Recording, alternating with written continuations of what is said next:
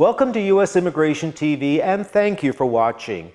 On a previous video, I discussed about petitions by U.S. citizens and which family members are included and which family members are not. Today, I'd like to discuss other family-based petitions as well as employment-based petitions and who is and is not included.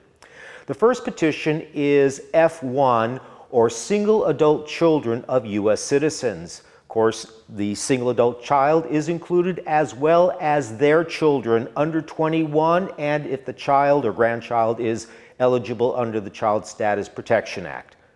The next category is category F2A, and that is spouse and minor children of immigrants. And of course, it's self-explanatory. The spouse as well as the children under 21 can be included.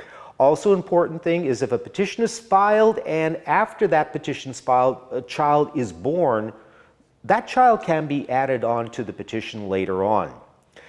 The next category is single adult child of immigrant, or F2B. You had F1, which is single adult child of citizen. Now we have F2B, which is single adult child of an immigrant parent.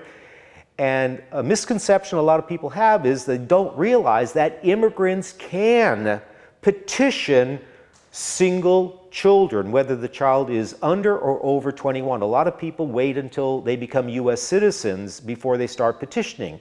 And they've already lost 5 or 6 years in the waiting time.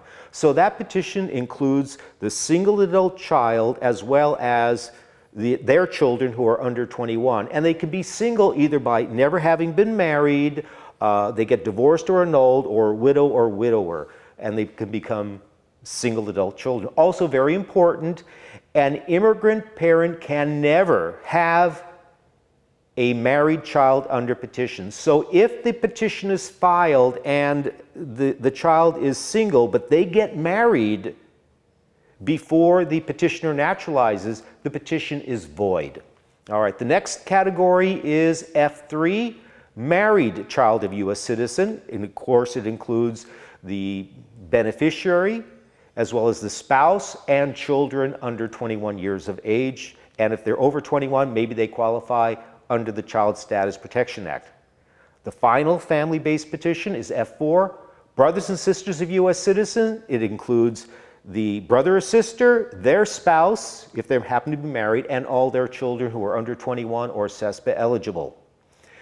There are also the employment-based categories, which would include the worker as well as the worker's spouse and the children who are under 21 years of age.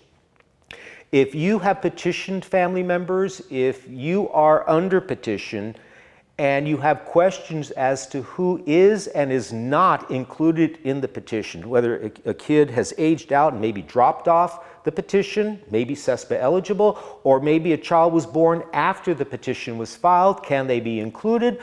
I would strongly recommend that you seek the advice and assistance of an attorney who can evaluate the case and see who is and is not included.